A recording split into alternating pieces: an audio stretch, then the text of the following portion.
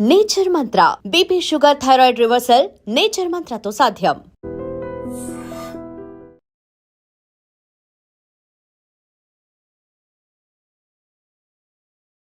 నమస్తే, welcome to I dream. ఇప్పుడు అందరూ మాట్లాడుతుంది, చర్చ చేసుకుంటుంది ఒకే ఒక ఎలక్షన్ గురించి, అది జూబ్లీహిల్స్ బైపోల్. అన్ని పార్టీలు కూడా గ్రౌండ్లో తిరుగుతున్నాయి. చాలా మంది కూడా ఇప్పటికే విశ్లేషణలు స్టార్ట్ చేశారు, ఇట్లుండొచ్చు అట్లుండొచ్చు చెప్పడం స్టార్ట్ చేశారు. కానీ కొన్ని సర్వేస్ మాత్రం కొంచెం ఎర్రర్ అటు ఇటు ఉంటుందేమో, బట్ ఆల్మోస్ట్ రిజల్ట్కి చాలా దగ్గరగా ఉంటాయి. అందులో ఒకరే చాణక్య స్ట్రాటజీస్ అని. తను ఎప్పటి నుంచో ఉన్నారు ఫీల్డ్లో. సో గ్రౌండ్లో ఏముంటుంది, పార్టీలు ఏం చేస్తూ ఉంటాయి, మిస్టేక్స్ ఏంటి, అట్లాగే కరెక్ట్ చేసుకోవాల్సింది ఏంటి, ఇవన్నీ కూడా తను చెప్తూ ఉంటారు. మనతో పాటు చాణక్య గారు, ముఖేష్ చాణక్య అంటారు, అందరికీ తెలిసిన వాళ్ళే. ఒకసారి మాట్లాడే ప్రయత్నం చేద్దాం. గ్రౌండ్లో ఆల్రెడీ వాళ్ళు సర్వే స్టార్ట్ చేసిండ్రు. సో ఎట్లా ఉంటుంది, ఏంది, ఏం జరుగుతోంది జూబ్లీహిల్స్లో అనేది మాట్లాడే ప్రయత్నం చేద్దాం. సార్ నమస్తే. నమస్తే. ఎట్లున్నారు sir? Fine, good. Yes sir. Sir మీరు ఎప్పటి నుంచో ఫీల్డ్లో ఉన్నారు. As a strategist you know elections ఎట్లా జరుగుతాయి. General elections different, by elections are very different sir. ఒక్కొక్క దగ్గర ఒక్కొక్కలాగా రిజల్ట్స్ వస్తూ ఉంటాయి. అధికారంలో ఉన్నా లేకున్నా డిఫరెంట్ గా రిజల్ట్స్ వస్తూ ఉంటాయి సార్. సార్ జూబ్లీహిల్స్ ఎలక్షన్స్ లో ఆల్రెడీ మీరు గ్రౌండ్ లో ఉన్నారు కాబట్టి what is the report are samples ఎన్ని తీసుకున్నారు? జూబ్లీహిల్స్ బైపోల్ అనేది కొంచెం అనుకోకుండా వచ్చిన ఎలక్షన్స్. మాగంటి గోపి అకాల మరణం తర్వాత ఎవరు ఊహించని ఎలక్షన్స్. అండ్ జూబ్లీహిల్స్ అనేది heart of the city, Hyderabad కి. అవును. ఎక్కువ సినిమా ఇండస్ట్రీ కావచ్చు, రిమైనింగ్ పెద్ద పెద్ద మెంబర్స్ కూడా ఉండేది ఇది. ఇక్కడ క్లాస్ పీపుల్స్ కన్నా మాస్ పీపుల్స్ ఎక్కువ ఉండే నియోజకవర్గం హైదరాబాద్ లో జూబ్లీహిల్స్. ఎక్కువ శాతం మాస్ పీపుల్సే ఉంటారు. రహమత్ నగర్ కానీ, యూసఫ్గూడ కానీ, బోరబండ కానీ, ఎర్రగడ్డ కానీ అటు సైడ్ చూస్తే ఏంటంటే మాస్ పీపుల్స్ ఎక్కువ ఉంటారు. 3,98,000 ఓట్లలో ఎంతమంది మాస్ ఉంటారు సార్? ఆల్మోస్ట్ 60% వాళ్ళే ఉంటారు. 60% వాళ్ళే ఉంటారు సార్. ఓకే. ఇక క్లాస్ పీపుల్స్ వచ్చేసి వెంగళరావు నగర్ కానీ, షేక్పేట కానీ కొంత పార్ట్ అవును అవును ఉంటుంటారు. అయితే ఇక్కడ జూబ్లీహిల్స్ లో సర్వే అనేది ఏంటంటే, మేము మాగంటి గోపి గారు చనిపోయిన తర్వాత ఒక నెల 15 రోజుల తర్వాత కాంగ్రెస్ అభ్యర్థి అప్పటికి డిసైడ్ అవ్వలేదు. బట్ మేము టెంపరీగా ఒక 2 నేమ్స్ తీసుకున్నాం కాంగ్రెస్ అభ్యర్థి ఆ రోజు తీసుకొని. బీఆర్ఎస్ నుంచి సునీత గారు అభ్యర్థి అనుకొని, బీజేపీ నుంచి సేమ్ ఇప్పుడు దీపక్ రెడ్డి గతంలో కంటెస్ట్ చేశాడు అనుకొని, ఏ పార్టీ ఓట్ బలం ఎక్కువ ఉంది అనే యాంగిల్లో సర్వే చేయడం జరిగింది. పార్టీ ఓట్ షేర్ చూసినప్పుడు అక్కడ మనం ఆ రోజు డివిజన్కి ఒక 200 శాంపిల్స్ తీసుకున్నాం. అంటే హ్యూజ్ శాంపిల్స్. అప్పుడు మొత్తం కూడా 7,200 శాంపిల్స్ ఒక 6 డివిజన్స్లో తీసుకోవడం జరిగింది. అలా తీసుకున్నప్పుడు మనకు గమనించినట్లయితే ఆ రోజు BRS party almost Congress party అభ్యర్థి డిసైడ్ కాలేదు కాబట్టి 11% గ్రాఫ్ ఎక్కువ ఉంది బీఆర్ఎస్ పార్టీ. ఇది మొదటి సర్వేలు. దాని గురించి నేను వేరే మీడియా ప్రముఖం కూడా మాట్లాడడం జరిగింది. తర్వాత కాంగ్రెస్ అభ్యర్థి డిసైడ్ అయిన తర్వాత ఒక ర్యాండమ్ సర్వే తీసుకోవడం జరిగింది. ర్యాండమ్ సర్వే అంటే ఒకటే క్యాండిడేట్ అభ్యర్థి. అప్పుడు కాంగ్రెస్ నుంచి నవీన్ యాదవ్ తీసుకున్నాం. అప్పుడు బీఆర్ఎస్ నుంచి కన్ఫర్మ్ అయిపోయింది. బీజేపీ దీపక్ రెడ్డి కన్ఫర్మ్ అయ్యింది. తీసుకున్నప్పుడు ఈ ముగ్గురు అభ్యర్థుల మీద ఎలా ఉంటుంది పార్టీ ఓట్ షేర్. ఇప్పుడు అప్పుడేమో పార్టీ ఓట్ షేర్ తీసుకున్నాం, అభ్యర్థులు వీళ్ళైతే ఎలా ఉంటుంది అనే యాంగిల్లో కూడా మనం సర్వే చేస్తున్నప్పుడు ఒక్కొక్క పార్టీ మీద ఒక్కొక్క ఒపీనియన్ తీసుకొచ్చారు ప్రజలు. అటు కాంగ్రెస్ పార్టీ ఫెయిల్యూర్స్ తీసుకొచ్చారు, నవీన్ యాదవ్ ఫెయిల్యూర్స్ తీసుకొచ్చారు, నవీన్ యాదవ్ మెరిట్స్ డిమెరిట్స్ తీసుకొచ్చారు, తను సునీత గారి మెరిట్స్ డిమెరిట్స్ తీసుకొచ్చారు. అంటే సునీత గారి హస్బెండ్ మెయిన్ అంత. తర్వాత దీపక్ రెడ్డి మెరిట్స్ డిమెరిట్స్ అంటే ప్లస్లు మైనస్లు తీసుకొచ్చారు. అంటే ఇవన్నీ యాంగిల్స్ అబ్జర్వ్ చేసుకుంటే మొన్న సెకండ్ టైం చేసినప్పుడు అది ర్యాండమ్ సర్వేలో చేసినాం. బీఆర్ఎస్ పార్టీ ఒక 6% లీడ్ తోటి సర్వే కనిపించింది. అది 6% అనేది డేంజర్ బెల్. అవునా? ఎందుకంటే ఎలక్షన్స్ కి ఒక 20 days బిఫోర్ సర్వే నిర్వహించినప్పుడు గ్రాఫ్ ఒక 5% కంటే ఎక్కువ ఉన్నప్పుడు, 10% కంటే ఎక్కువ ఉన్నప్పుడు వన్ సైడ్ విన్ అని చెప్తాం. 5, 6, 7 అట్లా ఉందని అనుకోండి, అది ఏ క్షణమైనా మారచ్చు. ఎందుకంటే ఈ 20 days లో స్టార్ క్యాంపెయినింగ్ పనిచేయచ్చు, పోల్ మేనేజ్మెంట్ పనిచేయచ్చు, తర్వాత ఆఫర్స్ ఎన్నికల హామీలు ఏవైతే ఉన్నాయో అవి పనిచేయచ్చు. అవును. ఓటర్ బ్రెయిన్ అంటే ఎవరైతే డెసిషన్ తీసుకుంటారో ఆ ఓటర్ బ్రెయిన్ వీటి మీద డిపెండ్ అయ్యి కన్వర్ట్ అయ్యే అవకాశాలు ఉంటాయి. ఓకే. సో ఇప్పుడు సెకండ్ టైం మనం చేసినప్పుడు బీఆర్ఎస్కి 6% లీడ్ ఉంది. ఓకే. అలా అని బీఆర్ఎస్ వన్ సైడ్ గెలుస్తుందని చెప్పట్లేదు. ఎందుకంటే it is a danger bill. ఎందుకంటే గవర్నమెంట్ అధికారంలో ఉంది కాంగ్రెస్, ఓకే. అధికారంలో ఉన్న పార్టీ కాంగ్రెస్ కాబట్టి ఇక్కడ అపోనెంట్ ప్రతిపక్ష పార్టీకి 6% లీడ్ ఉంది.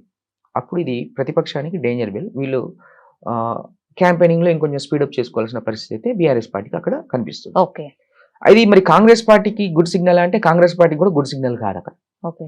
ఎందుకు అధికారంలో కాంగ్రెస్ పార్టీ ఉన్నప్పటికీ బీఆర్ఎస్ కి 6% వచ్చింది అంటే అక్కడ ఎక్కడో నెగిటివ్ షేడ్స్ కనిపిస్తున్నాయి కాంగ్రెస్ పార్టీ. అది మేము గమనించడం జరిగింది.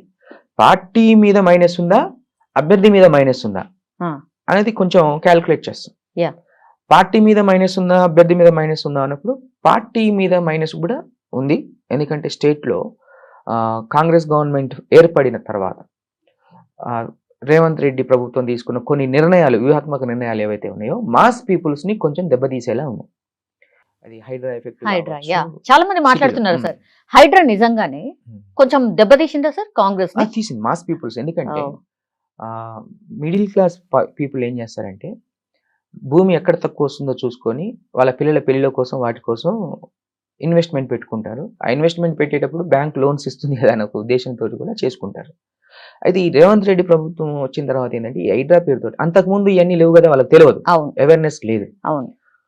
అవేర్నెస్ లేకుండా ప్రజలకు అవేర్నెస్ ఇవ్వకుండా మీరు ఈ డేంజర్ జోన్ లో ఉన్నారని చెప్పకుండా ఒకేసారి పోయి కూల్చివేతలకు నిర్ణయం తీసుకోవడం అనేది ఈ మాస్ ఓటర్స్ ని కొంత హైదరాబాద్ లో కూల్చివేసింది.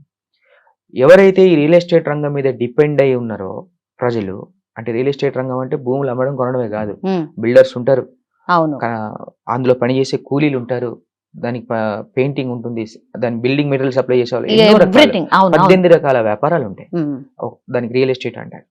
ఈ 18 రకాల వ్యాపారస్తులు ఎవరైతే ఉన్నారో వాళ్ళందరూ కుదేలైన మొత్తం కొలాప్స్. 2 years నుంచి అసలు ఏమీ లేదు. దానివల్ల ఏమైందంటే ఈ మాస్ పీపుల్స్ లో కాంగ్రెస్ మీద ఒక వ్యతిరేకత ఉంది. కానీ ఈ రోజు రూరల్ ప్రాంతాల్లో, అంటే సిటీ మినహాయించి రూరల్ ప్రాంతాల్లో మనం గమనిస్తే రేషన్ కార్డులు కావచ్చు, సన్న బియ్యం కావచ్చు, ఇంద్రమ్మ ఇల్లు కావచ్చు, ఈ 3 పథకాలు మాత్రం ఇక్కడ అయిన డ్యామేజ్ ని కవర్ చేయడానికి రూరల్లో కొంచెం కాంగ్రెస్ కి గ్రాఫ్ తీసుకొస్తుంది. నిజమా సార్? కొంచెం నేను చెప్తున్నా. కానీ ఇక్కడ క్రియేట్ చేసిన డ్యామేజ్ కి అది కొంచెం మేనేజ్ కావట్లేదు. సో ఈ రకంగా చూసుకున్నప్పుడు ఏంటంటే ఇక్కడ జూబ్లీ హిల్స్ ఎలక్షన్స్ అనేవి అటు కాంగ్రెస్ పార్టీకి కీలకం, at the same time BRS పార్టీకి కీలకం, మరి బీజేపీ పార్టీకి కూడా చాలా కీలకం. ఎందుకనే చెప్తాను, మా గవర్నమెంట్ మీద యాంటీ ఇన్కంబెన్సీ లేదు అని ప్రూవ్ చేసుకోవడానికి రేవంత్ రెడ్డికి ఈ ఎలక్షన్ చాలా ఇంపార్టెంట్. ప్రజల్లో వ్యతిరేకత లేదు, ప్రజలు మమ్మల్ని ఆశీర్వదిస్తున్నారు, మేము తీసుకునే ప్రతి నిర్ణయాన్ని గౌరవిస్తున్నారు ప్రజలు అని చెప్పుకోవడానికి జూబ్లీ హిల్స్ గెలిచి చూపిస్తే రేవంత్ రెడ్డికి కొంత వెసులుబాటు కల్పిస్తుంది. లేదు రేవంత్ రెడ్డి మీద, ప్రభుత్వం మీద వ్యతిరేకత ఉంది, ప్రజలు ఈ సీఎం కంటే పాత సీఎంఏ బెటరు అని ఒక ఆలోచన ప్రజల్లో ఒకవేళ ఈ రిజల్ట్ కనిపిస్తే మాత్రం ఉంది అని ప్రూవ్ చేయడం కోసం బీఆర్ఎస్ పార్టీకి ఈ ఎలక్షన్స్ చాలా కీలకం. బీఆర్ఎస్ పార్టీ జూబ్లీ హిల్స్ లో గెలిస్తే ఖచ్చితంగా మళ్ళీ నెక్స్ట్ తెలంగాణలో బీఆర్ఎస్ పార్టీ అధికారంలోకి రాబోతుందని ఒక సైరన్ అయితే మోగుతుంది. సో అటు బీఆర్ఎస్ పార్టీకి కీలకం, ఇటు కాంగ్రెస్ పార్టీకి కీలకం. ఇక బీజేపీ పార్టీకి వస్తే ఆల్రెడీ 10 సంవత్సరాలు బీఆర్ఎస్ని చూశారు, ఒకసారి కాంగ్రెస్ని చూశారు, కాంగ్రెస్ వచ్చిన 2 సంవత్సరాలని ఫెయిల్ అయింది, నెక్స్ట్ అధికారంలోకి వచ్చేది బీజేపీ పార్టీయే అని బీజేపీ పార్టీ వాళ్ళని వాళ్ళు ప్రూవ్ చేసుకోవడానికి రేపు జిహెచ్ఎంసీ ఎలక్షన్స్ లో, గత జిహెచ్ఎంసీ ఎలక్షన్స్ లో సుమారు 48 డివిజన్లు గెలిచి రేపు జిహెచ్ఎంసీ ఎలక్షన్స్ లో కూడా మళ్ళీ బీజేపీ, మేము హైదరాబాద్ సిటీ అంతా బీజేపీ గాలి వీస్తుంది అని ప్రూవ్ చేసుకోవడానికి, ఇలా బీజేపీ పార్టీకి కూడా ఈ ఎలక్షన్స్ కీలకం. ఎందుకంటే కమింగ్ మార్చ్ ఏప్రిల్లో ఉండే అవకాశం, ఫిబ్రవరి క్లోజ్ అవుతుంది కాబట్టి ఇప్పుడు కార్పొరేషన్ ఎలక్షన్స్ దగ్గరలో ఉన్నాయి కాబట్టి బీజేపీకి కూడా ఇది చాలా కీలకం. సో ప్రజలు ఏమంటున్నారంటే మనకి ఇంపార్టెంట్. ఫస్ట్ ఈ అన్ని యాంగిల్స్ ని బిల్డ్ చేసుకొని ఒక సర్వే తీసుకున్నప్పుడు ఏంటంటే కాంగ్రెస్ కి ఓన్లీ మైనార్టీస్ ఓట్ బ్యాంక్ ను బేస్ చేసుకొని వాళ్ళు ఎలక్షన్స్కి వెళ్ళే అవకాశాలు అయితే క్లియర్ గా ఉన్నాయి. ఎందుకంటే ఎంఐఎం నుంచి అభ్యర్థి నిలబెట్టకుండా గతంలో కంటెస్ట్ చేసిన ఎవరైతే అజారుద్దీన్ని ఎమ్మెల్సీని చేసి మైనార్టీస్ అత్యధిక కీలకం 1,25,000 1,10,000 అంటుంటారు ఓట్లు అవును ఇక్కడ. అవును సార్. కానీ మైనార్టీస్ ని బేస్ చేసుకొని బీసీ ఓట్ బ్యాంక్ ని బేస్ చేసుకొని కాంగ్రెస్ ఎలక్షన్స్ కి వెళ్తుంది. దాంతో పాటు ఆపన్నాస్తమని ఏదైతే 4 హామీలు గతంలో తీర్చారో వాటిని బేస్ చేసుకొని ఇక్కడికి వెళ్తుంది.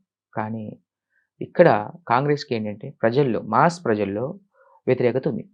4 ఓటర్లు ఉన్న దగ్గర క్వశ్చన్ వేసినప్పుడు, సర్వేకి వెళ్ళినప్పుడు 4 ఓటర్లు ఒకే దగ్గర ఉన్నప్పుడు, క్లబ్ గా ఉన్నప్పుడు క్వశ్చన్ వేసినప్పుడు గది గవర్నమెంట్ ఉంది అధికారంలో చేస్తుందిలే అన్న ఆలోచన వాళ్ళు చెప్పారు. కానీ అదే ఓటర్ని పక్కకు తీసుకెళ్లి క్వశ్చన్ వేసినప్పుడు కాంగ్రెస్కి ఎందుకు ఓటేయాలన్న క్వశ్చన్ కూడా వస్తుంది.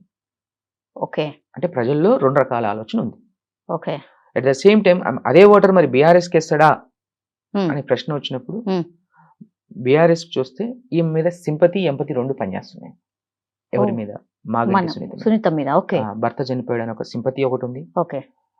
గతంలో 10 సంవత్సరాలు చూసాం కదా, 12 సంవత్సరాల నుంచి చేసుకుంటూ మూడోసారి గెలిచాడు.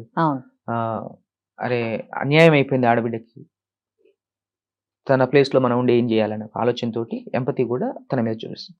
కానీ నవీన్ యాదవ్ వచ్చేసరి కాంగ్రెస్ అభ్యర్థికి ఓన్లీ సింపతి వర్క్టే ఒక్కడు. ఎందుకు? అప్పుడు ఓడిపోయాడు, వరుసగా ఓడిపోయాడు, తర్వాత మళ్ళీ మొన్న ఓడిపోయాడు.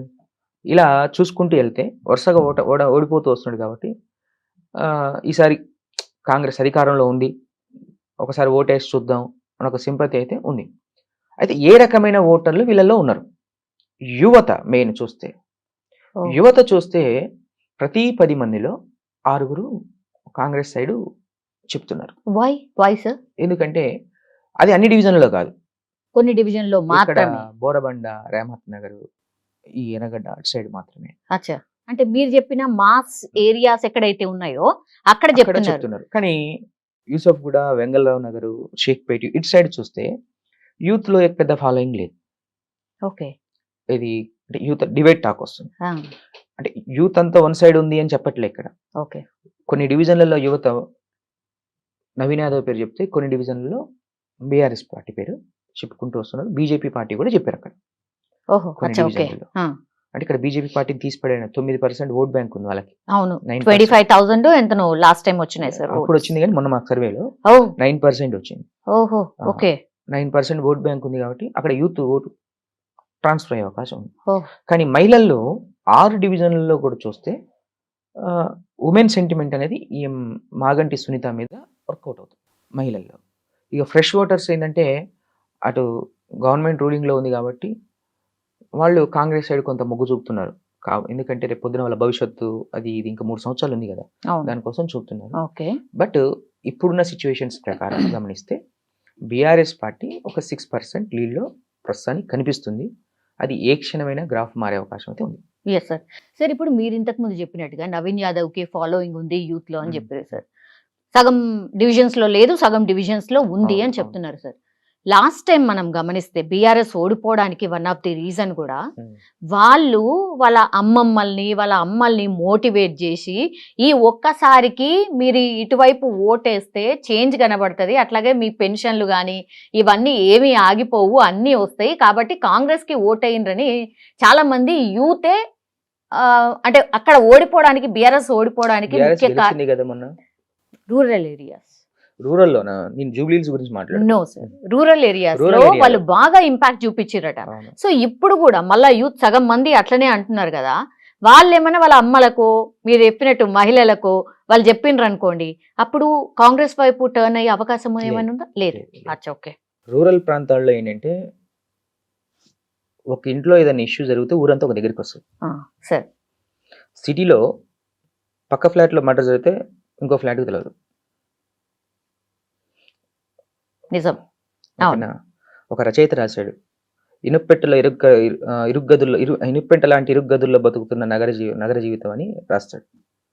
ఇక్కడ సిటీలోకి వచ్చేసరికి ఏమవుతుందంటే అద్దాల మేళ్ళు కనపడ్డంత అందంగా పక్కనే స్లమ్ కూడా ఉంటుంది. అంతేగాని ఇక్కడ ఎవరి నిర్ణయం వాళ్ళదే, సెల్ఫ్ డెసిషన్. మాస్ ఓటర్స్ లో మాత్రం ఆల్రెడీ కాంగ్రెస్ మీద వ్యతిరేకత విపరీతంగా ఉంది. ఇది ఒకటి పాయింట్ నోట్ చేసుకోవాలి. అది తల్లిదండ్రులు కావచ్చు, పిల్లలు కావచ్చు. ఎందుకంటే ఇక్కడ ఉన్న మాస్ ఓటర్స్ ఎక్కడి నుంచో ఇక్కడ పుట్టుకొచ్చిన వాళ్ళు కాదు, రూరల్ నుంచి పుట్టుకొచ్చిన వాళ్ళే.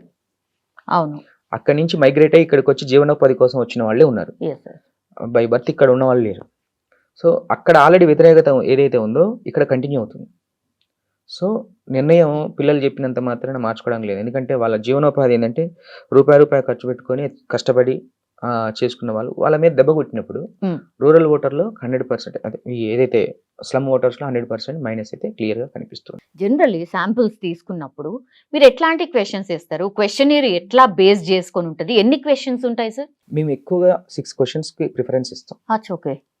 ఎందుకంటే క్వశ్చన్ని కన్ఫ్యూజ్ చేసి అడుగుతాం. డైరెక్ట్గా మేము ఇప్పుడు మీరే ఓటర్ అనుకోండి, ఏ పార్టీకి ఓటేస్తారంటే మీరు చెప్పరు, ఏ అభ్యర్థికి ఓటేస్తారనే చెప్పరు. ఒకవేళ చెప్పినా అది నిజం కాదు. అవునా? నిజం కాదు. ఎందుకంటే ఇప్పుడు ఇంటికి ఒక మైక్ అయిపోయింది, ప్రజలు కూడా మైక్ పెట్టంగానే ఏదో ఒకటి చెప్పేస్తుంటారు, క్లియర్గా మాట్లాడి. అటువంటిప్పుడు మేము ఏం చేస్తామంటే మొదట ఒక 10 నిమిషాలు కన్ఫ్యూజ్ చేస్తాం. ఓకే. కన్ఫ్యూజ్ చేసేసి మా మోడ్ ఆఫ్ సర్వే డిఫరెంట్ ఉంటుంది. ఒక ఓటర్ దగ్గరికి 2 వెళ్తారు. ఎలా అంటే ఫస్ట్ ఒక పర్సన్ వెళ్ళి ఒక 4 దగ్గర ఉన్నప్పుడు డిస్కషన్ పెడతాడు. డిస్కషన్ పెట్టినాక సెకండ్ పర్సన్ తనకు తెలియకుండా వచ్చి నిలబడతాడు. ఇతను వెళ్ళిపోతాడు, క్వశ్చన్స్ అడిగిన వ్యక్తి. ఓకే. ఇతను వెళ్ళిపోయిన తర్వాత వాళ్ళు పెట్టుకునే డెసిషన్ మా ఆన్సర్. అచ్చా. ఓకే. అప్పుడు జెన్యూన్ వస్తుంది. ఓకే. ఎందుకంటే నేను మిమ్మల్ని క్వశ్చన్ అడిగి వెళ్ళిన అనుకోండి, మీరు మీ మనసులో ఉన్న మాట తర్వాత మాట్లాడతారు. అలా అక్కడ ఆన్సర్ మేము క్యాలిక్యులేట్ చేసుకుంటాం. అందుకే మేము 100% సక్సెస్ అవ్వడానికి ఇదే రీజన్ అన్నమాట. అచ్చా. ఓకే. రీజన్ ఉంటుంది. అప్పుడు ఇంటర్నల్ వాయిస్ బయటకు వస్తుంది, ఎవరికి ఓటేస్తారు అనేది క్లియర్గా వస్తుంది. ఓకే. అప్పుడు ఆ టైప్లో మీ ఏ పార్టీ అధికారంలో ఉంటే బాగుంటుంది, ఏ అభ్యర్థికి అవకాశం ఇస్తే బాగుంటుంది, అసలు ఈ అభ్యర్థికి ఎందుకు ఇవ్వాలి అవకాశం, ఎందుకు ఓటేయాలి, ఇలా డిఫరెంట్ క్వశ్చన్స్ తీసుకున్నప్పుడు ఫైనల్గా మాకు కావాల్సిన ఆన్సర్ని రాబట్టుకుంటాం. ఓకే. అప్పుడు అక్కడ శాంపిల్ కలెక్ట్ అయినట్టు. ఓకే. అక్కడ అందులో డైరెక్ట్ మైక్ పెట్టగానే చెప్పిన ఆన్సర్ మన మామూలుగా పబ్లిక్ టాక్స్ అవి తీసుకోవడానికైతే లేదు. ఓకే. ఎందుకంటే నేను మొన్న ఒక ఛానల్లో చూసాను, అతనికి మైక్ పెట్టినప్పుడు ఫస్ట్ ఏ పార్టీ అధికారంలోకి వస్తుంది అంటే బీఆర్ఎస్ పార్టీ అధికారంలోకి వస్తుంది అన్నాడు. ఏ అభ్యర్థికి ఓటేస్తాం అంటే నవీన్ యాదవ్ ఓటేస్తాడు. 2 different versions. అంటే కన్ఫ్యూజ్ అయ్యాడా లేకపోతే క్లారిటీగానే? అంటే ప్రజల్లో ఆన్సర్స్ ఇలా ఉంటాయి. సో అక్కడ ఓటర్ని కరెక్ట్గా మన సైడ్ మోటివేట్ చేసుకొని వాళ్ళ దగ్గర నుంచి ఆన్సర్ రాబట్టుకున్నప్పుడే we can predict the correct judgement. అంటే మనసులో మాటలాగా ఏదో పైపైన చెప్పడం కాదు, ఏం ఆలోచిస్తున్నాడు అనేది కూడా క్యాల్కులేట్ చేస్తారు, రైట్? అచ్చా. ఓకే. సో అట్లాంటి శాంపిల్సే మీరు తీసుకుంటూ ఉంటారు. Sir, if you take name it 100 తీసుకున్నారు సార్, అందులో ఎంతమంది కరెక్ట్గా అంటే మీరు చేసిన ప్రిడిక్షన్లో ఎగ్జాక్ట్గా పడతాయి సార్ ఓట్లు? ఇప్పుడు 100 మెంబర్స్ని అడిగినప్పుడు ఒక 60% ఉన్నారనుకోండి కరెక్ట్ చెప్తారు. ఓకే. ఇప్పుడు ఇందా చెప్పిన ఉదాహరణ, పైన 6 క్వశ్చన్లలో ఏ పార్టీ అధికారంలోకి వస్తే బాగుంటుందని బీఆర్ఎస్ అన్నవాడు, కింద 6వ క్వశ్చన్ ఏ అభ్యర్థికి ఓటేస్తున్నప్పుడు నవీన్ యాదవ్ అని చెప్పినవాడు, అది నాట్ టాలెంట్, అది తీసి పక్కనేస్తాం. ఓకే. ఆ శాంపిల్ తీసి పక్కనేస్తాం. ఓకే. పైన కింద సేమ్ ఉన్నది అనుకోండి, ఆ శాంపిల్ని క్యాలిక్యులేట్ చేస్తాం. మీకు అర్థమైందా? సో 6 questions లో మీరు 4 తీసుకుంటారా సార్? అంటే 4 ఆన్సర్స్ ఒకటే లాగుంటే తీసుకుంటారా? 4 ఆన్సర్స్ ఒకే ఈక్వేషన్ లో ఉంటే ఈ ఓటు ఖచ్చితంగా అటుపడుద్ది. ఓకే. లేదు పైన ఒక ఆన్సర్ చెప్పి కింద ఇంకొక ఆన్సర్ చెప్పాడు అనుకోండి, అది డెసిషన్ పెండింగ్, ఎటైనా మారొచ్చు. ఓకే. అంటే ఇంకా డిసైడ్ కాలేదు, ఎటైనా చెప్పాడొచ్చు. స్వింగ్ ఓటర్స్ అంటాం కదా, స్వింగ్ ఓటర్స్, వాళ్ళ మీద పోల్ మేనేజ్మెంట్ అని ఒక చర్య ఎక్కువ ప్రేరేపితం చేస్తుంటారు. సో దానివల్ల అది స్వింగ్ ఓటర్ నో డెసిషన్ కింద పక్కన పెట్టేస్తాం. అట్లా ప్రతి 100లో ఒక 20% స్వింగ్ ఓటర్స్ తేలుతూనే ఉంటారు. అందులో కూడా మేము చాలా జాగ్రత్తగా క్యాలిక్యులేట్ చేసుకుంటే ఇదంతా ప్రక్రియ అనాలిసిస్ చేయడం అనేది, అప్పుడు మనకు కరెక్ట్ వస్తుంది. Okay sir. అంతేకాని డైరెక్ట్గా 10లో 6 చెప్పారు అంటే ఇంకా వస్తుంది పార్టీ అనేది రాంగ్.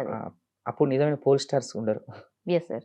సార్, ఇప్పుడున్న సిచ్యువేషన్లో ఇంకా కూడా స్టార్ క్యాంపెయినర్స్ ఎవరైతే పెద్ద పెద్ద వ్యక్తులు ఉన్నారో వాళ్ళు ఇంకా ఎంట్రీ ఇవ్వలేదు సార్. ఆల్ ది పార్టీస్ వాళ్ళు గ్రౌండ్లోకి వచ్చిన తర్వాత, వాళ్ళు క్యాంపెయినింగ్ స్టార్ట్ చేసిన తర్వాత, వాళ్ళు మాట్లాడడం స్టార్ట్ చేసిన తర్వాత మారిపోతుందా? అంటే ఓటర్ మూడ్ ఎంతవరకు చేంజ్ అయితే సార్? ఒకటి ఏంటంటే అండి, ఈ క్యాంపెయినింగ్స్లో స్టార్ క్యాంపెయినింగ్స్లో వాళ్ళు మాట్లాడే మాటలు 10% ఇంపాక్ట్ చూపిస్తాయి. ఓకే. 1,00,000 మంది అక్కడికి వచ్చారంటే 1,00,000 మంది ఓటారు, ఒక 5,000 10,000 మంది ఓటేస్తారు. అంతే మోటివేట్ అవుతారు. ఒక క్లాస్లో టీచర్ పాఠం చెప్తూ ఉన్నప్పుడు 40 మంది స్టూడెంట్స్లో నలుగురికే ఎక్కుద్ది. మీకు అర్థమవుతుందా? నలుగురే ఇంటెలిజెన్స్ అవుతుంటారు. మిగిలిన వాళ్ళ బ్రెయిన్ ఒక్కొక్క రకంగా ఫ్లక్చువేట్ అవుతూ ఉంటుంది. అంటే హ్యూమన్ బ్రెయిన్స్ అనేవి ఫ్లక్చువేషన్స్ డిఫరెంట్గా ఉంటాయి. ఈరోజు పవన్ కళ్యాణ్ స్టార్ క్యాంపెయినర్గా వస్తే వచ్చిన జనం రేపు జూనియర్ ఎన్టీఆర్ స్టార్ క్యాంపెయినర్గా వస్తారు. ఇక్కడ కొంతమంది షిఫ్ట్ అవుతారు, అక్కడ కొంతమంది షిఫ్ట్ అవుతారు. అలా ఓటర్ బ్రెయిన్ అనేది ఎప్పుడు కూడా స్వింగ్ అవుతూ ఉంటుంది. సో ఈ స్టార్ క్యాంపెయినింగ్ అనేది జస్ట్ ఎలక్షన్స్లో 10% ప్రభావితం మాత్రమే చూపిస్తుంది. పెద్ద సీఎం హోదాలో ఉన్న ఎవరైనా అంతే. వాళ్ళు వచ్చిన సీఎం హోదాలో ఉన్నప్పుడు వచ్చిన వ్యక్తి ఏం హామీలు ఇస్తాడు అనేది ఎదురు చూస్తారు. అప్పుడు ఎదురు చూసినప్పుడు గతంలో ఇచ్చిన హామీలు తీర్చాడా అని కంపేర్ చేస్తారు. మొన్న కేసీఆర్ ఓడిపోవడానికి కారణం అదే కదా మెయిన్. ఈరోజు సేమ్ అతనికి 10 ఏళ్ళు పట్టింది, ఇతనికి 1 సంవత్సరంన్నరలో కొంచెం యాంటీ ఇన్కంబెన్స్ పెరుగుతూ వస్తుంది. దాన్ని రెక్టిఫై చేసుకోవాలంటే జూబ్లీ హిల్స్ ఎలక్షన్స్ వాళ్ళకి చాలా కీలకం. సో వాళ్ళు ఇచ్చే హామీలు ఏదైతే ఉన్నాయో పాసిబుల్ అవుతాయా కావా అనేది ప్రజలు ఈరోజు సెల్ఫ్ అనాలిసిస్ చేసుకుంటున్నారు. ఇంకా ఉద్యోగస్తులు అయితే రిటైర్మెంట్ అయిన ఉద్యోగస్తులు ఎంత కోపం మీద ఉన్నారంటే గవర్నమెంట్ మీద. ఎందుకంటే వాళ్ళ ఫింక్షన్స్ కాదు, వాళ్ళకి రావాల్సిన డబ్బులు రిటైర్మెంట్ తర్వాత రావాల్సిన రాలేదు. అవును, ఇవన్నీ ఫ్యాక్టర్స్ పనిచేస్తాయి. అంటే పాసిబిలిటీ ఉన్నాయి హామీలు ఇస్తే నమ్ముతారు జనాలు, పాసిబిలిటీ లేని హామీలు ఇస్తే నమ్మరు. ప్రతి మహిళకు 2,500 అన్నారు కదా, మరి ఇప్పటి వరకు ఇవ్వలేదు. మీరు కూడా మహిళ, అట్లా చాలా హామీలు ఉన్నాయి సార్. అలాంటి అవును చాలా ఉన్నాయి. సో అలాంటి ఈక్వేషన్స్ ని ప్రజలు ఇప్పుడు క్యాలిక్యులేట్ చేయాలి. ఎందుకంటే ప్రతి ఇంట్లో గ్రాడ్యుయేట్స్ ఉంటారు, పోస్ట్ గ్రాడ్యుయేషన్ చేసిన వాళ్ళు ఉంటారు, ప్రతి ఇంటికి ప్రైవేట్ ఎంప్లాయ్ గవర్నమెంట్ ఎంప్లాయ్ ఏదో ఒక ఎంప్లాయ్ ఉంటారు. అనాలిసిస్ చేసుకున్నాడు. ఇప్పుడు సోషల్ మీడియా 4 గోళ్ల మధ్య జరిగిన మీటింగ్ బయటికి రావాలంటే దూరదర్శన్ ఛానల్లో ఏదో పెట్టుకొని వినేవాళ్ళు. కానీ ఇప్పుడు 4 సెకండ్లు కాదు, మైక్రో సెకండ్స్ అంటాం కదా, ఇక్కడ మనం మాట్లాడుకుంది నెక్స్ట్ మినిట్ వెళ్ళిపోతుంటుంది. సో అంత టెక్నాలజీ అంత డెవలప్ అయిపోయింది. సో ప్రతిదీ కూడా క్యాలిక్యులేట్ చేస్తున్నాడు ఓటర్. అంత ఈజీగా నేను ఇంటికి వెళ్ళి బుట్టు పెట్టి 2 చేతులు దండం పెట్టి వచ్చి ఓటేయమంటే ఓటేసే రకాలు లేరు జనాలు, అస్సలు లేరు. ఏ క్షణమైనా ఓటర్ బ్రెయిన్ ఫ్లక్చువేట్ అవుతుంది, నైట్కు నైటే మారుతుంది. అవును. సార్ 3,98,000 ఓటర్స్ ఉన్నారు sir. Actually last time only 45% మాత్రమే నమోదైంది సార్. అయితే ఈసారి అంటే ఇంత క్యాంపెయినింగ్ చేస్తారు, ఒకే నియోజకవర్గం మీద అంటే కాన్సన్ట్రేషన్ అన్ని పార్టీస్ చేస్తాయి కాబట్టి ఎంత ఓటింగ్ శాతం పెరగొచ్చు అనేది ఒకటి సార్. తర్వాత మైనార్టీస్ ఏమో 1,10,000 20,000 అంటున్నారు. వాళ్ళు బీసీలు 1,80,000 మంది ఉన్నారు అంటున్నారు. వీళ్ళిద్దరు ఇంపాక్టే చాలా ఎక్కువ ఉంటుంది జూబ్లీ హిల్స్ మీద అనేది కూడా ఒక చర్చ సార్. అవును, వాస్తవం మీరు అన్నది. మైనార్టీస్ 1,10,000 ఉన్నప్పటికీ ఫిగర్ హార్డ్లీ 1,10,000 నుంచి 15 మధ్యలో ఉంటుంది. ఉన్నప్పటికీ వాళ్ళది పోల్ పర్సంటేజ్ చాలా తక్కువ ఉంటుంది. అంటే వాళ్ళ హార్డ్లీ 30,000 to 40,000 మధ్యలోనే పోలింగ్ అవుతుంది మైనార్టీస్ నుంచి.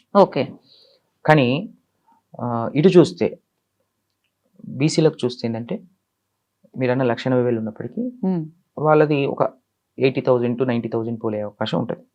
సగం టు సగమే. అలా వాళ్ళకి 80,000 అనుకోండి, 80-40 ఎంత అయింది? 1,20,000 అయింది.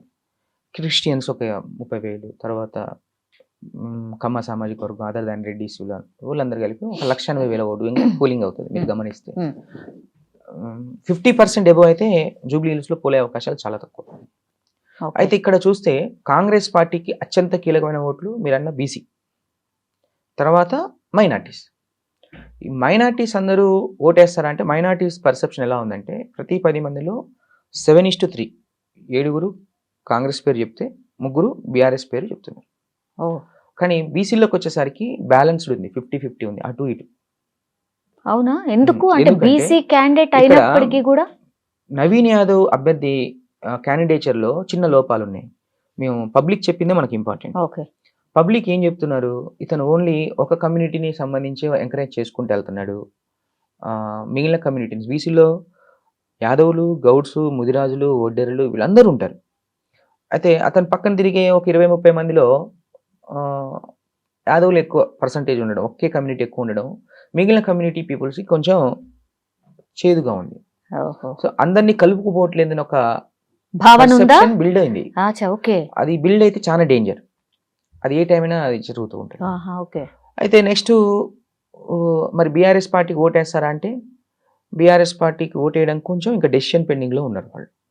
ఇది అదర్ దాన్ బీసీలు అందరూ యూనిటీగా ఉందామని చూశారు. అవును. కానీ ఇతని వ్యక్తిగత పోకడలో కొన్ని లోపాల వల్ల ఏమైందంటే కొంచెం చేదుగా ఉన్నప్పటికీ ఇటు పూర్తిగా షిఫ్ట్ అవ్వాలి బీఆర్ఎస్కి. బీఆర్ఎస్కి వెళ్ళి షిఫ్ట్ అవ్వలేదు కాబట్టి ఇప్పుడు సరి చేసుకుంటే నవీన్ యాదవ్ కలిసి వచ్చే అంశం ఉంది.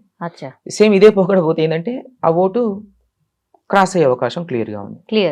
ఇక కమ్మ సామాజిక వర్గంకి వచ్చేసరికి చాలా కీలకం. Andhra settlers voters. ఇక్కడ ఎక్కువ సెటిలర్సే ఉంటారు. ఆంధ్ర సెటిలర్స్ ఎక్కువ పోలేదు కూడా వాళ్ళ ఓటింగ్. వాళ్ళు 40,000 ఉన్నా 35,000 వాళ్ళ పోలింగ్ అయిపోయింది. ఖచ్చితంగా వస్తారు, ఓటేస్తారు. అయితే ఇక్కడ మాగంటి సునీత, మాగంటి గోపితో మంచి రిలేషన్స్ ఉండే గతంలో. ఒక 10% ఓటర్స్ ఆ సామాజిక వర్గంలో కొంచెం ఇష్యూస్ ఉండొచ్చు తప్ప మిగిలిన వాళ్ళందరూ కొంచెం యూనిటీగా ఉంటారు. జూబ్లీహిల్స్ కావచ్చు, కుకటిపల్లి కావచ్చు, షేర్లింగంపల్లి కావచ్చు, తర్వాత సిటీలో మల్కాజిగిరి కావచ్చు, ఈ ఏరియాలలో యూనిటీగా ఉంటారు. ఒకసారి ఓటేద్దామని డిసైడ్ అయితే ఓటేసేస్తారు కంపల్సరీ. ఆ పార్టీ కోట వేయాలి అనుకున్నారంటే పోతారు, ఓటేస్తారు. వాళ్ళు పర్సెప్షన్ వాళ్ళ పర్సెప్షన్ ఎలా ఉందంటే అధికారంలో కాంగ్రెస్ పార్టీ ఉంది, మరి నవీన్ యాదవ్ ఓటేయాలా వద్దా అని చూస్తే నవీన్ యాదవ్ హిస్టరీ చూస్తున్నారు. పాత హిస్టరీ. ఇటువైపు కూడా ఆలోచన చేస్తున్నారు వాళ్ళు. హిస్టరీ చూస్తున్నారు. హిస్టరీ చాలా ఇంపార్టెంట్. ఏంటి who is Naveen Yadav, what is Naveen Yadav, why should we vote అనేది ఒక ఆలోచన ఉంటుంది. హిస్టరీలో కొంచెం ఏమైనా లోటుపాట్లు ఉన్నాయనుకోండి, ఓట్ అనేది ఇటు షిఫ్ట్ అవుతుంది బీఆర్ఎస్కి. హిస్టరీ బాగుంది అనుకోండి, గవర్నమెంట్ ఉంది కాబట్టి ఏదైనా పనులు చేసుకోవచ్చులే నాకు ఆలోచనతో ఇటు వేసే అవకాశం ఉంది. కానీ వీళ్ళు ఇంకా పూర్తిగా డెసిషన్ తీసుకోలేదు కాబట్టి రేపు 31-2 తారీఖులలో వీళ్ళు డెసిషన్కి వచ్చేస్తారు ఏ పార్టీకి ఓటేస్తామని. పెండింగ్ లో ఉంది. సో అది జరుగుతుంది. ఇక ఫైనల్ గా చూస్తే ఆల్ టుగెదర్ ఓటర్స్ లో చూస్తే ఏంటంటే పోల్ అయ్యేది 2 లక్షల ఓట్ల వరకు పోల్ అవుతుంది. ఈసారి 183, 186 పోయినసారి అయింది. ఈసారి ఒక 10,000 పెరుగుద్ది. బైపోల్స్లో కొంచెం పెరుగుద్ది. ఒక 2 లక్షల లోపు ఓటు పోలయ్యి బీజేపీ అభ్యర్థి గనక 20,000 ఓటు కన్నా ఎక్కువ చీలిస్తే అది కాంగ్రెస్ పార్టీకి మైనస్ చెప్తున్నాను కదా. బీజేపీ పార్టీ 15,000 తోటి ఆగిపోయింది అనుకోండి, కాంగ్రెస్ పార్టీ గెలుస్తుంది. వన్ సైడ్ అవుతుంది అప్పుడు.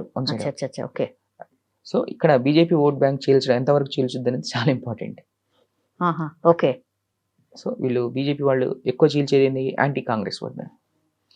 కాంగ్రెస్కి వ్యతిరేక ఓట్ బ్యాంక్ని తీసుకుంటూ వచ్చారు. వాళ్ళు ఎక్కువ కాంగ్రెస్ ఓట్ని డ్యామేజ్ చేసి లాక్కున్నారు అనుకోండి, బీఆర్ఎస్ ఓట్ సేమ్ అలానే ఉంటుంది. అప్పుడు ఏమవుతుందంటే వీళ్ళు 25,000-30,000 బీజేపీ కనుక తీస్తే బీఆర్ఎస్ విన్నింగ్ 10,000తో గెలుస్తారు. సార్ పార్టీ వైజ్ గా చూసుకుంటే కనుక BRS, Congress and BJP. Sir first BRS గురించి మాట్లాడదాం. బికాస్ మాగంటి గోపీనాథ్ చనిపోయిన తర్వాత వచ్చే ఎలక్షన్స్ వాళ్ళ సీట్ కూడా సిట్టింగ్ సీట్ అది. సో వాళ్ళు ప్లస్ ఏంటి, వాళ్ళ మైనస్ ఏంటి సార్? అంటే బీఆర్ఎస్ పార్టీకి కలిసి వచ్చే అంశం ఒకటి సెంటిమెంట్, తర్వాత రేవంత్ రెడ్డి ఫెయిల్యూర్స్, అదేవిధంగా నవీన్ యాదవ్ యొక్క హిస్టరీ, పాస్ట్ హిస్టరీ. అందులో ఏమైనా లోపాలు ఉంటే వీళ్ళకి కలిసి వస్తాయి. అదేవిధంగా పాత ప్రభుత్వ పాలన, కొత్త ప్రభుత్వ పాలన రెండింటి కంపారిజన్. అది బీఆర్ఎస్ పార్టీకి at the same time women అనే ఒక సెంటిమెంట్ అనేది కొంచెం కలిసి వస్తుంది. ఇక కాంగ్రెస్ పార్టీకి కలిసి వచ్చే అంశాలు మాట్లాడుకుంటే ఓన్లీ అధికారంలో కాంగ్రెస్ పార్టీ ఉందని ఒక అంశం తప్ప వాళ్ళు గతంలో ఇచ్చిన సంక్షేమ పథకాలు పూర్తిగా అమలు పరచలేదని ఒక కోపం, హైడ్రా ఎఫెక్ట్, ఇవన్నీ సిటీలో బాగా కనిపిస్తున్నాయి. ఒకటి క్యాండిడేట్ యొక్క క్యాండిడేచర్ చాలా ఇంపార్టెంట్. అభ్యర్థి పరిశీలన, BC factor, minority factor Congress కి కొంచెం కలిసి వస్తుంది. ఇక బీజేపీ పార్టీకి మొదటి నుంచి యాక్చువల్గా ఇప్పటికే బీజేపీ పార్టీ సిటీలో బాగా ఒక తారాజువలాగా ఎలగాల్సిన పరిస్థితి ఉండే గతంలో. కొన్ని స్వయంకృత చర్యలు, ఎందుకంటే బీజేపీలో ప్రజలు ఏం ఆలోచిస్తున్నారంటే బీజేపీ మీద ప్రజల్లో ఉన్న ఒకే ఒక్కటి, ఉన్న 4 లీడర్ల మధ్య సఖ్యత లేదు. ఒకళ్ళంటే ఒకళ్ళకు పడదు. ప్రజల్లో ఈ పర్సెప్షన్ 100% బిల్డ్ అయింది. గతంలో జిహెచ్ఎంసీ ఎలక్షన్స్ లో వచ్చిన సీట్లు కూడా ఈసారి వస్తాయో రావో అన్న ఆలోచన కూడా ప్రజల్లో ఉంది. సిటీలో కాంగ్రెస్ వర్సెస్ బీఆర్ఎస్ మళ్ళీ పోటీ ఉండే అవకాశం ఉంది, అందుకు ప్రజల్లో బిల్డ్ అయ్యి ఉంది. దాన్ని పోగొట్టుకోవాలంటే ఇక్కడ 30,000 ఓటు రావాలి బీజేపీ. అయితే సేమ్ టైము బీజేపీలో నలుగురు స్టార్ క్యాంపెయిన్లో పనిచేస్తుంటారు. ఇక అమిత్ షా స్ట్రాటజీ ఏదో వర్కౌట్ చేసుకుందని చూస్తుంటారు. 300 కాపులు ఇక్కడ ఎక్కువ ఉంటారు, ఒక 50 నుంచి 55,000 వరకు 300 కాపులు ఉంటారు. అంటే బండి సంజయ్ ఫాలోయింగ్, ఆ ఓట్ బ్యాంక్ కూడా కొంచెం కీలకం ఉంది. సో నేను చెప్తున్నాగా, బీజేపీ ఎంత ఎక్కువ ఓటు చెల్లిస్తే బీఆర్ఎస్ అంత, బీజేపీ తక్కువ ఓటు చెల్లిస్తే కాంగ్రెస్ అనుకోదు అట్లా. సో బీజేపీకి పెద్ద కలిసి వచ్చే అంశాలు అయితే లేవు. Yes sir. ఇప్పుడు టిఆర్ఎస్ గెలిస్తే ఎలా ఉండొచ్చు రాజకీయం, లేదంటే కాంగ్రెస్ గెలిస్తే ఎట్లా ఉండొచ్చు, బీజేపీ గెలిస్తే ఎట్లా ఉండొచ్చు? ఒకటి చెప్తా సూటిగా, స్టేట్ అంతా ప్రజలు కూడా ఏం ఆలోచిస్తారంటే, జూబ్లీ హిల్స్ లో బీఆర్ఎస్ గెలిస్తే రాబోయేది బీఆర్ఎస్ పార్టీని అధికారంలో అనే ఒక ఆలోచనలో ఉంటారు. కానీ బై ఎలక్షన్స్ ఇది ఇంకా 3 సంవత్సరాలు ఉంది. తర్వాత ఈ 3 సంవత్సరాల్లో కాంగ్రెస్ పికప్ అవ్వచ్చు. మీరు ఊహించవచ్చు, 2023 ఎలక్షన్స్ కు ముందు 7 నెలల ముందు కర్ణాటక రిజల్ట్స్ రాకముందు తెలంగాణలో బీఆర్ఎస్ వర్సెస్ బీజేపీ అన్నారు. కాంగ్రెస్ లేనే లేదు, అసలు లేదు, 0-0. కాంగ్రెస్ 0. అవును, 2-3 సీట్లు వస్తాయి రావా నాకు క్వశ్చన్. అవును. ఎప్పుడైతే కర్ణాటకలో కాంగ్రెస్ గవర్నమెంట్ ఫామ్ అయిందో ఒకేసారి బజ్ ఇలా క్రియేట్ అయింది తెలంగాణలో. దానికి తోడు పొంగులేటి శ్రీనివాసరెడ్డి లాంటి పెద్ద లీడర్లు కేసీఆర్కి ఛాలెంజ్ చేసి ఒక్క సీట్ని కూడా గెలవనీయకుండా చేస్తాం అని ఛాలెంజ్ చేసి, అలాంటి పెద్ద లీడర్లు కాంగ్రెస్ పార్టీలోకి షిఫ్ట్ అవ్వడం అంటే చేరికలు కాంగ్రెస్ పార్టీలో చేరడం, పెద్ద లీడర్లు చేరికలు ఎక్కువ చేరడం, అంటే బీజేపీని కాదని బీఆర్ఎస్ లో కాంగ్రెస్ లో చేరడం కాంగ్రెస్ పార్టీకి ఇంకొంచెం ఆజ్యం పోసింది. అలా 6 నెలల్లోనే మార్పు రావాలి, ఒకసారి కేసీఆర్ని మార్చాలి, మార్పు రావాలి కాంగ్రెస్ రావాలని ఒక అంశంతో క్లియర్గా కాంగ్రెస్ పార్టీ తీసుకొచ్చిన క్యాంపెయిన్ ఏదైతే ఉందో, ఒక్కసారి కేసీఆర్ని మార్చి చూద్దాం అనే ఒక ఆలోచనతో ప్రజలు ఓటేశారు. కాంగ్రెస్ లేదు, అందుకే ఇంకా ఇక్కడ 3 సంవత్సరాలు ఉంది. ఇప్పుడు మనం అనుకుంది బీఆర్ఎస్ వర్సెస్ కాంగ్రెస్ అనుకున్నాం, పొద్దున బీజేపీ వేరే పార్టీతో అలయన్స్ అయి రావచ్చు. అవునా? సో ఈ బై ఎలక్షన్స్ ఎఫెక్ట్ ఎప్పుడు కూడా జనరల్ ఎలక్షన్స్ మీద ఉండదు.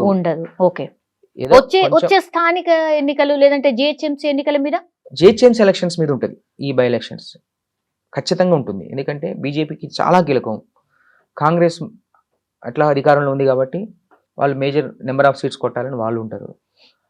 ఎంఐఎం ఇప్పుడు ఆల్రెడీ ఇంటర్నల్గా సపోర్ట్ చేస్తుంది కాబట్టి సపోర్టింగ్ ఉండే అవకాశం ఉంది. ఇంకా బీఆర్ఎస్కి కాంగ్రెస్ ఇప్పుడు ఇక్కడ జిహెచ్ఎంసీలో గెలిస్తే, అదే జూబ్లీ హిల్స్లో గెలిస్తే జిహెచ్ఎంసీలో ఎక్కువ సీట్స్ వస్తాయని ఒక నమ్మకం. అంటే కాంగ్రెస్ మీద సిటీలో గ్రాఫ్ లేదు, గతంలో రూరల్లోనే కాంగ్రెస్ గ్రాఫ్ ఉంది, సిటీలో లేదు. అదే ఈక్వేషన్ బిల్డ్ చేస్తే బీఆర్ఎస్ సిటీలో మేయర్ గెలిచే అవకాశం అయితే ఉంటుంది. సో ఎఫెక్ట్ ఉంటుంది.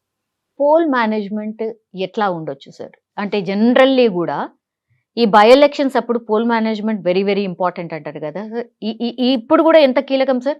నేను ఖచ్చితంగా చెప్పాలి అంటే, ఇప్పుడు ఎలక్షన్స్ క్యాండిడేట్ ఒక 30% క్యాండిడేచర్, క్యాంపెయినింగ్ ఒక 20% ఉంటే మిగిలిన 50% పోల్ మేనేజ్మెంట్ ఉంటుంది. అవునా? ఎందుకంటే మాస్ ఓటర్స్ ఎక్కువ ఉంటారు ఇక్కడ, చెప్పాను కదా. అవును, ఈ పోల్ మేనేజ్మెంట్ మీదనే ఎక్కువ ఎలక్షన్స్ ఇప్పుడు అవుతున్నాయి.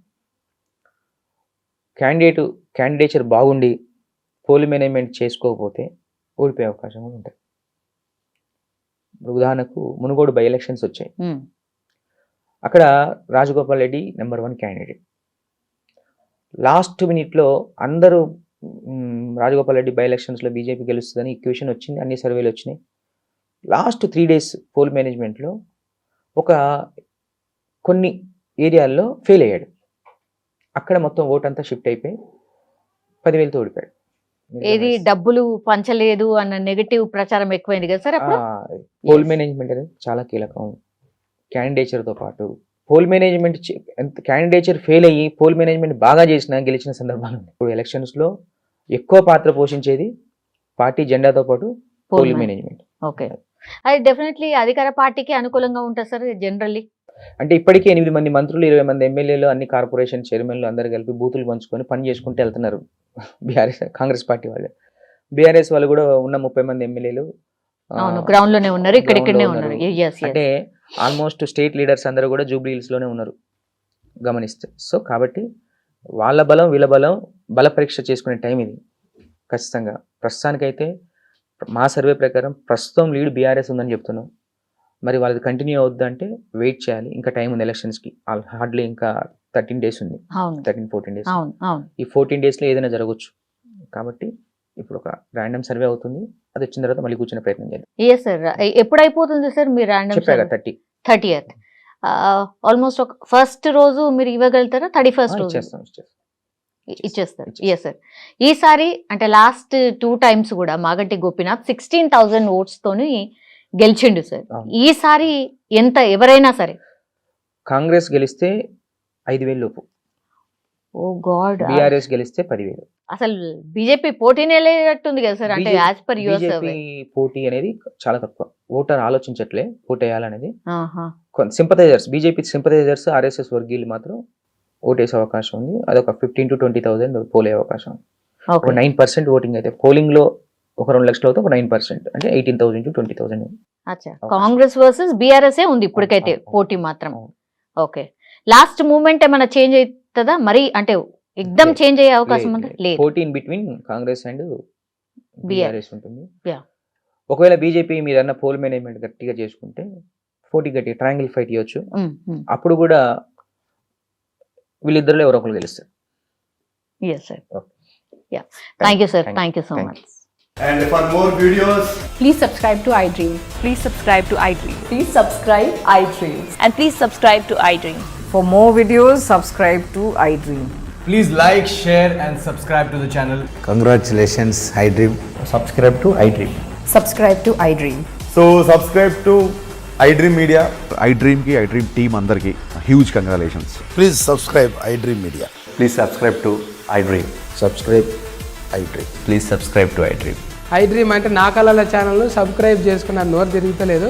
మీరైతే గంట గుర్తు కొట్టండి. For more such videos, please subscribe to iDream. Subscribe to iDream. Please subscribe to iDream. Please subscribe iDream Media. Please do subscribe to iDream. Please subscribe to iDream Media. For best entertainment and information, please subscribe iDream. And don't forget to subscribe to iDream.